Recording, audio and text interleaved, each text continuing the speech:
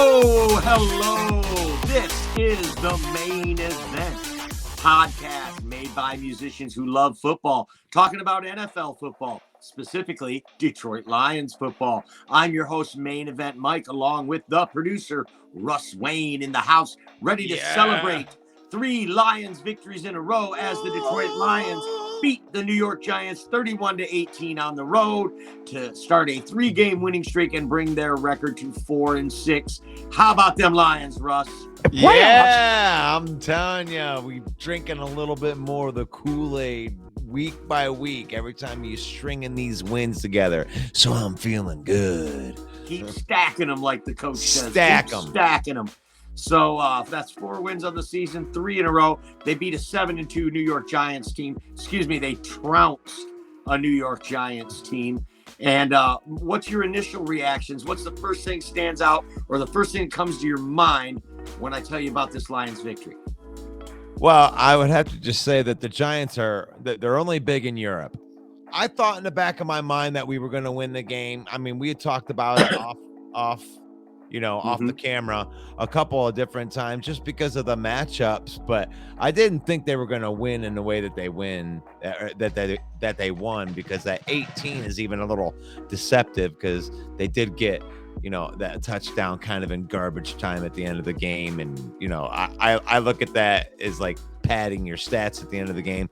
So I really just thought that they dominated the game from beginning to end and just won on all 3 phases of the game.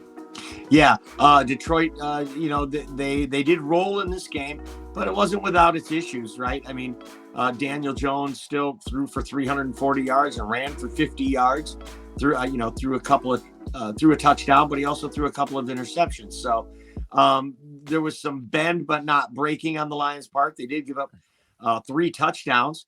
New York Giants missed 2 extra points and a 2-point conversion to get to 18. Otherwise, I mean, it would have been a little closer than that. So we like to say trounced, but really, I mean, there were a few things that went the Lions' way to the score. It was a little closer of a game than what the score indicates. Wouldn't you agree? I don't think so at all. I think that the score makes it look like it was closer than it was, because this defense, they gave up some yards in between the 20s. I re-looked at the game today. I'm looking at this thing, but that last touchdown was kind of at a spot where it really didn't matter. And then they got a turnover when it mattered too. So that's the type of defense that this is going to be in between the 20s, where they are going to give up some yards, but they're not giving up the touchdowns anymore. And, they really did. They took a big leap this week, I thought.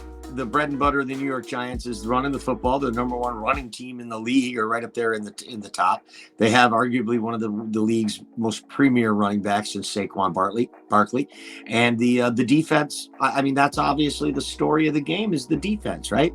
They bottled up Saquon Barkley, limited him to only 22 yards on the ground and just a few through the air. So, I mean, they totally shut him down. And every analyst and every chucklehead out there with a podcast said the same thing. Well, the Lions got to stop Saquon. And make Daniel Jones beat you. Well, 7 out of 9 teams had the same idea and couldn't do it. So the Lions, kudos to the Lions defense for stepping up, stuffing Saquon Barkley, making Daniel Jones beat you.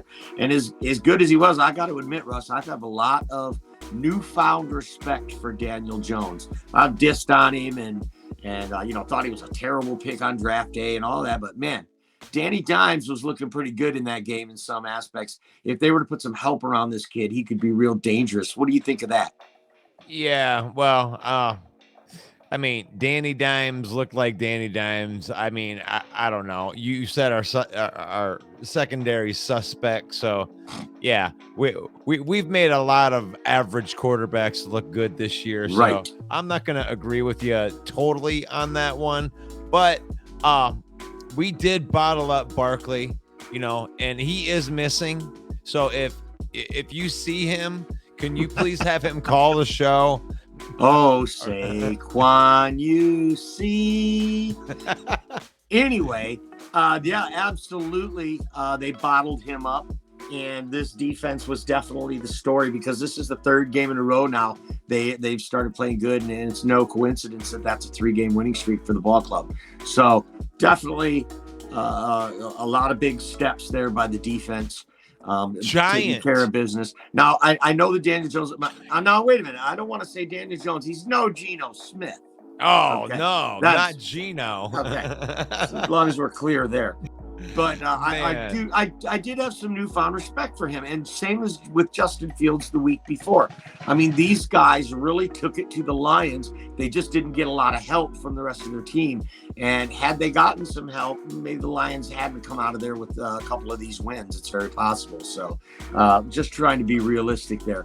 Yes, I'm happy the Lions won, but let's be cautiously optimistic. This defense still has trouble stopping people.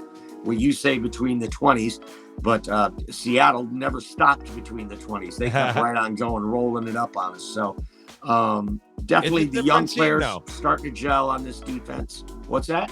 I said it's a different team. I mean, from week to week, it really feels like that this defense is getting better. So that's why, this is labeled, the defense is taking giant steps. So you're seeing second-year players, and you're seeing these guys that Brad Holmes brought in to be the future, becoming the future. Aleem McNeil was dominant in that game. From beginning to end, he was a problem. From beginning to end, he was annoying, exactly like a middle defender should be. And then Hutchinson, he's playing like the second overall. Getting interceptions. He has as many interceptions as Sauce Gardner right now, who's supposed to be the leading candidate for Rookie of the Year. How many sacks do you have, Sauce Gardner? Oh, you don't have any sacks. That's because you're a cornerback. Aiden Hutchinson is the truth. That's right. Gosh. There was some good moments on offense too, on the Goffense. Jared Goff, of course, was not one of his best games, but he wasn't really asked to do that. We were able to run the ball well. Detroit Lions rushed for 160 yards in this game. Justin Jackson, Jamal Williams each ran for a little over 60 yards each. Jamal Williams, of course, with 3 touchdowns. So Jared Goff wasn't asked to win this game with his arm. He was not that efficient. He was 17 of 26 for only 165 yards, but he had no touchdowns. But more importantly, he had no interceptions also. So he took care of the football. He made the big throws when he needed to, and his supporting cast did step up to help him, unlike the supporting cast that Daniel Jones had around him. Guys like Tom Kennedy only had 1 catch, but it was a great catch for a first down. Amon-Ra St. Brown had 7 catches. Khalif Raymond with some big first down catches. Even DeAndre Swift scored a touchdown, had 5 carries for 20 yards. So they spread it around. They used all their weapons, and they put up 31 on the Giants, who have a very good defense led by Wink Martindale. Martindale, one of the best defensive minds in the game. So impressive win on both sides of the ball. And I think that's the number one takeaway here, is that they played complementary football, and they played 2 halves and put 2 halves together for the win. What do you think of that? I really agree with you and I'm sick of trying to have to gush all over Goff. Goff did what he needed to do. I'm not even going to say what I want to do is talk about this offensive line. This offensive line is opening up holes and controlling the line of scrimmage, which is making it so that they can win games. So, I think too much emphasis gets put on our quarterback. I know we have a bet going and everything like that, but the bottom line is we are winning the battle up front. And right now it's on both sides of the ball. And that's the most important thing to me. And that's how you win games. Yeah, they were running the ball. They had a 4.3 yards per rush average in this game. So when you're getting 4 yards or better on a carry, why not keep pounding the ball, right? You don't need Jared Goff to throw for 300 yards if you're getting 4.3 yards on every carry. So, and since they ran the ball, also they ran the ball when it counted most. At the end of the game, they were able to move the sticks and salt that clock and keep New York from being able to mount a comeback, because they were able to control the time of possession and control the ball. So Dan Campbell mentioned it in his interview, his press conference on Monday, that they ran the ball at the end, and that's really what helped them seal the deal to win the game. Yeah, and what I was going to say that you, I mean, I know that you don't like Goff as much as I do, and really, and because of that, when you see that he only has a stat line where he's under 200 and he's throwing the ball under 20 times, isn't that what you really want to see anyway, Mike? Well, yeah, but the fact is that Jared Goff's mother doesn't love him as much as you do. So for you to just kind of glaze over it like that, I'm going to take it because we're bringing you back down to earth here. This guy's not Joe Montana reincarnate. So that's all right, but I'm still going to send him a Christmas card this year because it's the right thing to do. Ben Johnson, the offensive coordinator, I thought drew up a really good game plan for this game. Amon-Ra St. Brown was an absolute stud. He's so strong. His hands are so strong. Catches with his hands, and the guy comes and swats it, and it doesn't even move because he's so strong. We'd like to thank his dad for making him lift weights at 2 years old for that. So, yeah, the offense showed out, the defense showed out, and the special team showed out. All three phases of the game. The Lions took it to the Giants. Jack Fox had a 63-yard punt. One of the extra points was blocked by a defensive lineman. I think it was Bugs that got a hand in there. Yeah. And then, of course, we were able to stiffen up, stop him for a 2-point conversion. Just all three phases of the game, the Lions took it to the Giants. And I think they're putting the league on notice that this young defense is starting to trust each other, and they're learning how to win, like Dan Campbell said in his press conference. Yeah. And sometimes, you know, that kind of camaraderie and that will, because it really does. Every single one of these games that they've had this year, minus the 26-0. I mean, you could even argue that one was closer than the score was, but they've been in these games and scrappy, and it all came down to one or two plays that they just kind of didn't will the win. And they're making those plays now. And if it does only come down to one or two plays and they're making these plays, I really feel like they can beat any one of these teams that are in the NFL. Because isn't that what you want to do? You want to beat all the teams, right? We want to win the Super Bowl. Well, start beating these teams. Start winning these games that no one expects you to win. Let's go. Right. Road win against a 7-2 NFC East team. Right. Most the country expected the Giants to win this game, to control the clock and be able to run all over us, and it just didn't happen. No. So kudos to the Lions for a great victory. I want to give kudos to the coaching staff as well. Dan Campbell is maturing. Dan Campbell is maturing right in front of our eyes. We're seeing him grow up. We're seeing him learn as a coach and become a real NFL head coach, making sound decisions. Aaron Glenn seems to have that defense revved up. He seems to have them in the right place. Instead of us getting burned on every play, we seem to know every play. Yeah. So guys are in the right spot. You mentioned it earlier that this team seems to be more sound on gap assignments. Yes. They seem to be more sound in staying in their lanes and not letting players get behind them in the secondary. So all phases of the game, they're really doing it. Hank Fraley's still doing a great job, missing a couple of starters up there. Dan Skipper came in, played great on the offensive line. The Gypsy King, 6'10", falling on people. That had to not be fun for the Giants. Let's go. So all phases, kudos to the Lions. Great win.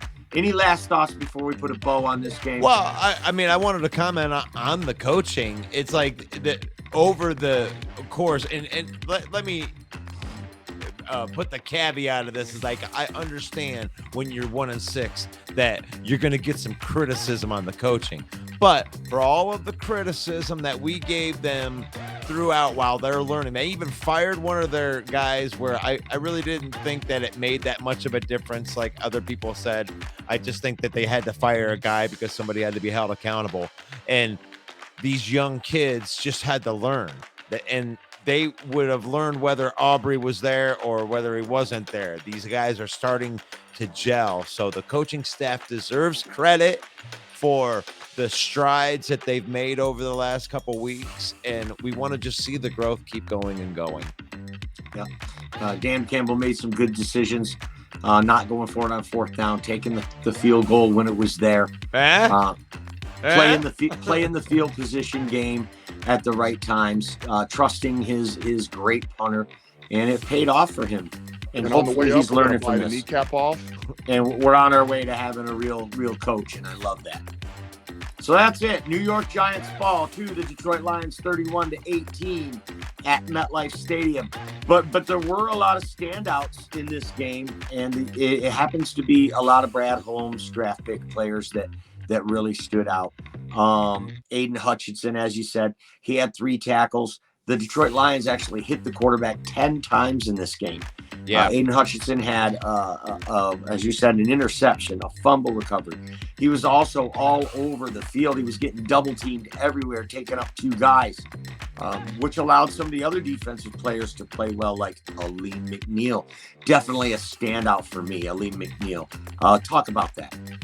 Oh, Aleem McNeil's so much that the jersey is actually on the way. I had to order myself, not just because he had a standout. I actually ordered this jersey before I knew that he was going to have this breakout game. But number 54 means something because that was Chris Spielman's number, and it just became the jersey that I wanted to get. By the way, NFL Shop, the link's in the description. You can get yourself a jersey yourself too.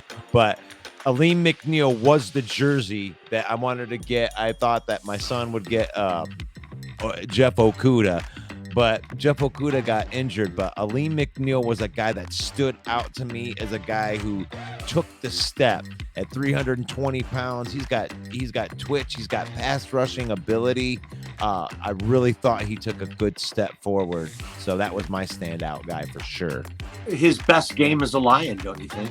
Absolutely. Well, I mean, just as a whole, they're all playing in their spots where you were talking about the gaps, where you were seeing them overrun guys in previous games. They're stopping and they're allowing the other guys to swarm and surround these guys that have all this ability.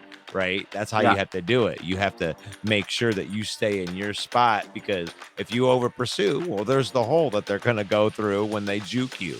So it's like it felt good to see the young players not over pursuing. I even saw Aiden Hutchinson want to over pursue but stop himself. So it's good to see them correcting mistakes that you've seen them make over and over again, but now they're starting to not make those mistakes. Yeah, and I think the majority of the standouts from this game were Brad Holmes draft picks. Derek Barnes had 7 tackles. He was stellar. Penei Sewell was stellar. The Lions gave up no sacks in this game. No. Amon-Ra St. Brown, 7 catches in clutch moments. Kirby Joseph with an interception. Aleem McNeil with a sack. Aiden Hutchinson with an interception and a fumble. These are all Brad Holmes draft pick guys stepping up and standing out. So the future's looking bright for this team, man. I think in Brad we trust for sure. So does that make Brad to see what he does next year with 2 firsts and 2 seconds? It's just super exciting time to be a Detroit Lions fan right now. So the standout performance is Brad Holmes, because who are we going to pick? Right. All those guys that stood out, that made plays. Gosh, when was the last time you've been able to say that? There's multiple guys on the Lions defense that we can actually say that made plays. Yeah, but I'm sorry. If you can't get an MVP of the game after scoring 3 touchdowns, it's got to go to Jamal Williams. There you go. I don't care that he only had 64 yards. The man scored 3 touchdowns. That's not easy to do against quality NFL defenses. So they need to stop. Jamal Williams gets the gold star as a standout player. Jamal Williams, if you're listening, brother, man, I think that this is a total discrimination thing. They're discriminated against anime. They just don't want to see anime come to the forefront, but we're in this together, brother. Yeah, so Jamal, Dan Campbell came out that he is definitely a leader on this team. I sure hope they re-sign him, because I think all Lions fans are kind of falling in love with this guy, with his work ethic. and the way he approaches the game, the way he holds on to the football. I think he's a coach's dream and a fan's dream, really. He's not Barry Sanders. He's not Saquon Barkley. But what he does bring to the table is even better than those guys in some aspects. Here we go, man. Are you ready? I'm ready to put a bow on that. I'm ready to put the Giants in the rear view and look ahead to the next game, my friend. Well, let's get it. Let me hold on a second right here. And 3, 2, 1, and boom! Right there. Gobble, gobble, gobble! It's the Thanksgiving Day game at Ford Field, the annual high watermark for the Detroit Lions every year. National television, of course. Kickoff at noon against who? Oh, the Buffalo Bills. Like the odds-on favorite to win the Super Bowl, Buffalo Bills? Yeah, that's the ones. The second-ranked offense in the league, who average 283 yards in offense through the air. They also average 134 yards per game rushing. And they put up, 28.1 points per game, and they allow only 17 points per game. So a true juggernaut, one of the NFL's best teams coming to Ford Field. Lions are going to have their work cut out for them. Talk about it, Russ. Oh, Michael, someone's been sleeping in my bed. Someone's been sleeping in my bed. And anybody out there watching, if you're listening on the podcast, you've got to head over to our YouTube channel and check out the video of this broadcast, because our illustrious producer puts up some great graphics. And today he has put up "Someone's been sleeping in my bed." What's that all about, Russ? Well, I mean, we lent out our living room, and they decided to sleep in the guest house, and they played their game on Sunday, and they beat the Browns. They beat the Browns soundly, and looked like they got it back together. So it looks like we're gonna get a fully loaded and completely frightening, one of the best teams, a Super Bowl contending team to play on Thanksgiving Day. Thank you, NFL.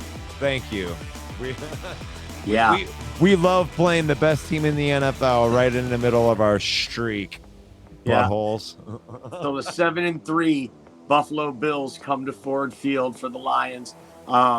They sport Josh Allen under center, who is one of the top 3 quarterbacks in the league without question. He's on everybody's short list of the greatest that's playing the game right now. He's so dangerous with his legs and his arm. He's so big, so strong, so competitive. He wants to win. But Buffalo really feels like this is their year. They are also the odds-on favorite in Vegas to win the Super Bowl this year. So definitely a big challenge. But as you alluded to, they played against the Cleveland Browns last week at Ford Field because there was 66 inches of snow falling in their stadium. So that's kind of a bummer. Somebody said this week that we may never see a blizzard whiteout game again in the NFL. What do you think about that? I mean, I don't know. It doesn't really. It's boring football to me. What you're going to tell me that there was a football game that I couldn't see because there was so much snow, but they knew that it happened. But apparently, some points were scored, and it was awesomely awful for everybody involved. So no, it doesn't bother me at all. I mean, go play the game where you can actually have these athletes compete against each other. I think it's part of the game, and it's sad that they're taking it out of the game. Everybody's going to build a stadium with a roof on it, and this is going to be a thing of the past.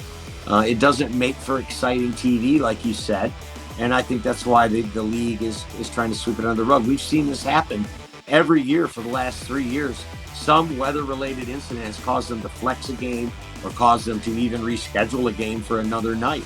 I think it's 2 years in a row we've had 2 Monday night games due to rescheduling. So Detroit Lions did step up and offer up their house to let the Bills come in and beat Cleveland. And I think it's a sketchy proposition when the Bills are actually coming in the next week to play us 4 days later. And they're going to have a little bit of familiarity with the place. And do you think that could have a bearing on the game? Well, I mean, when we just had, Mark Schmidt in, and he was just talking about how, I mean, really, they're sleeping in hotel rooms, and they're not in their regular type of routine. It's not going to be comfortable anyway. It's going to be like going to a visiting place. It's like playing 2 road games in a row. You know what I'm saying? Yeah. I Yeah, mean, but is there an advantage there? what, for them just being in the To same playing 2 road games in a row, you don't have to acclimate to the roof. You don't have to acclimate to the turf. You know where everything's at. You're not wasting any time looking for your locker. I mean, there's merit to that. Do you think there's any benefit to it? I'm sure that it would be better than them just straight up coming and being on a short week. I think they would have more. They're going to be more comfortable with it, coming in on the short week. But we still have the advantage. They're still living in hotel rooms. It's still a road game.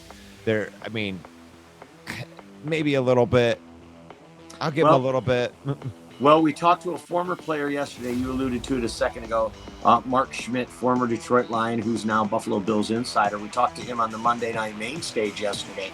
And he said that it is a factor that the Lions are not going to allow this team to come in and win 2 games in their building in back-to-back weeks. He said that's just not going to happen. He picked the Lions to win the game based on that alone. And as a former player, I think he has, there's some clout to that when he says it, because he's been there, right?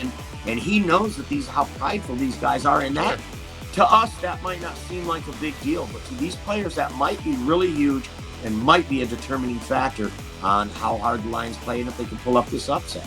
Yeah, for sure. So let's talk about that. Let's talk about, I mean, if the Lions were to be able to pull off this monumental upset, and it would be a monumental upset. We're not going to hide this.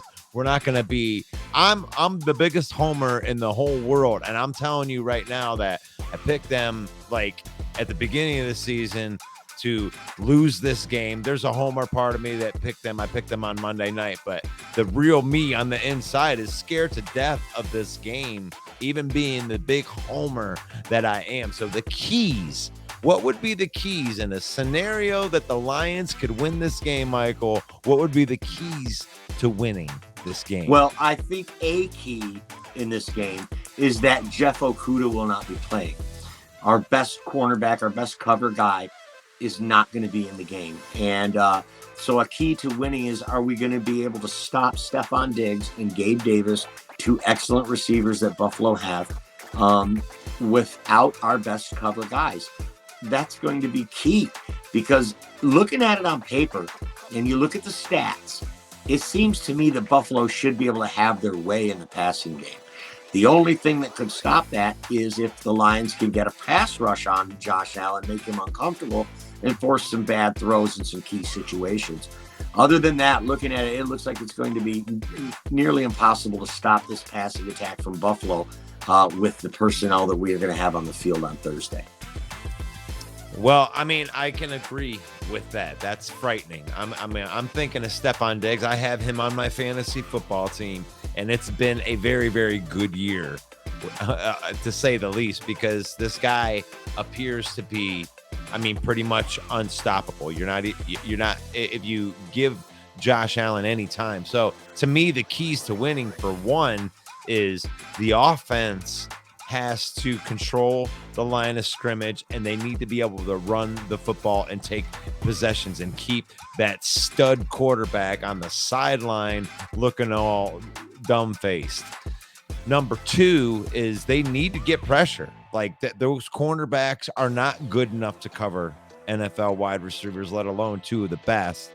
They need to get pressure, and they need to get pressure in there quick. So Aleem McNeil, and we can't undersell the returning of Romeo Okwara after his stint. So he will be out there with Aiden Hutchinson. They need to get pressure immediately and then contain Josh Allen in that backfield, and then get off the field on 3rd down.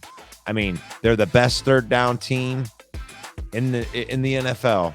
So you're going to have to get off the field on 3rd down, find a way, get off the field on 3rd down, and you have a chance if you run the football to win this game, Detroit Lions. Gosh, those are such great takes, Russ. I think you're spot on every single one of them. We need to run the ball. That's going to be key. The problem is this defensive line, the front seven, the linebackers and the defense, that's 12 guys deep in the rotation that these guys can move in and out. They're so deep and so talented across that front seven. Teams just don't run on them like that. And it's going to be tough sledding for the Lions there, for sure. To run, yes. We are fortunate that in their secondary, their three top guys are out in the secondary. The problem is that the backups could start on every other team in the league because they're so deep. Definitely a tough matchup for anyone, especially the defense our defense with a struggling secondary. So I think you nailed all the matchups perfectly. So let's just move on from there. Time now for a little segment we like to call Predictions. And you will be happy to know that your host, Main Event Mike, and our producer, Russ Wayne, both went 2-0 last week because we both picked the Detroit Lions to upset the New York Giants. So we hit that one. And on our lock picks, we both hit because Russell Wayne took the Indianapolis Colts plus 8.5 against Philly. That was a winner. And I took the New Orleans Saints giving up 3 against a wounded LA Rams team, and that was a winner also. So both of us 2-0. Congratulations, Russ. Who do you got this week? Lions getting 10 at home against Buffalo. Oh, that's easy. It's easy. The Lions are going to win the game. I mean, I can't believe they're going to give them 10 points at home, coming off that big victory over the New York Giants. So you think the Lions win the game? I think the Lions win the game. And give me a score. Let's go 20-16. Lions win 20-16, Russ says, at home on Thanksgiving. All right, I'm not as optimistic as you. Playoffs. I think without Jeff Okudah, it's going to be so hard to stop Josh Allen. And I think they're going to smoke us an annual Thanksgiving Day beatdown that we usually get every year. And I'm going to say Buffalo wins 40-3. What? 40-3? Come on, man. Really? You think that's what I think. I don't think we get in the end zone against this straight out. Nah, I don't think that's. Yeah. I hope I'm wrong. Okay. I'm usually wrong. You're the one that's 8-3, and you're the ones who picked the Lions. So hey, I'm down with that. I hope you're right again, Russ. All right. Well, how about your lock pick? What about your lock pick? What do you got for a lock pick then? Well, my lock pick is based on the annual. See, I'm a big lover of tradition, right? I love tradition. And traditionally, this is the time of the year when the Minnesota Vikings collapse.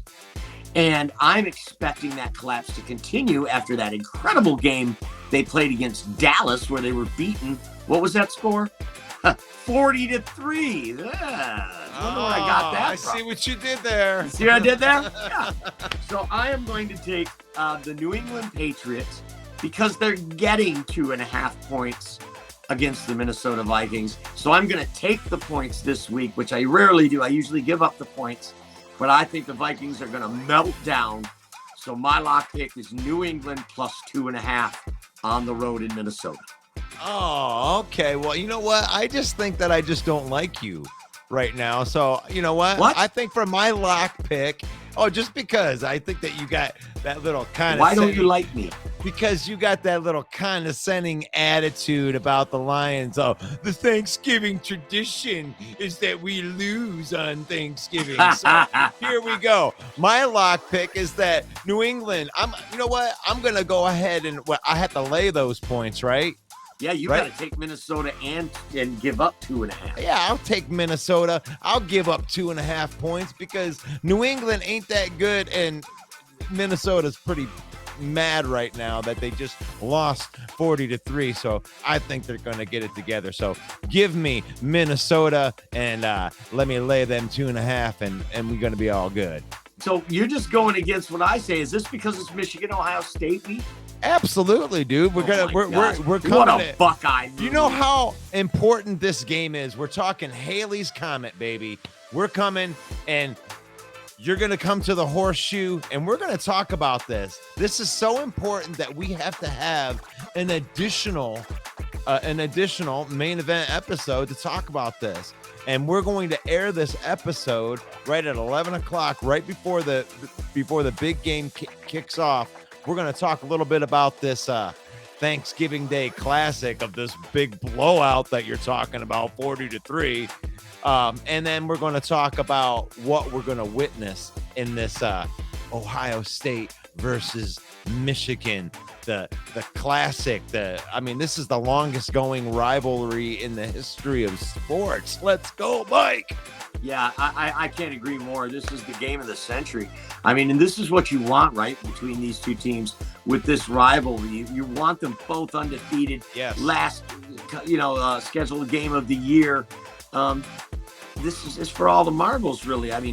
Basically the winner, of course, they've got to get through the Big Ten championship game first, but practically a shoo-in for the college football playoff to win this. So it's going to be a hell of a matchup. Columbus versus the winningest football program in college football history. It's going to be a hell of a game. So we're going to air this at 11 a.m. So in Facebook, streaming live. We're going to stream it live through the Facebook channels, through the NSC North, the Huddle, through the Detroit Lions group. And I'll probably go through my own personal page as well. And we want you to join us and join us during the chats too, because we'll be live in the chats and talking about the game while it's going on too. And we actually have a wager on this game, even though I'm not getting points as I should. But we do have a wager on this game, and the loser's going to have to wear the opposer's jersey on a Monday Night Live main stage episode. So not looking forward to wearing that ugly red color. Red does not look good on me. So you'll look great in it, Mike. It'll be fun. Hopefully Michigan can pull this one out, because it's really going to be nice to be able to brag 2 years in a row after the beatdown this team's been giving the Wolverines for the last 20 years.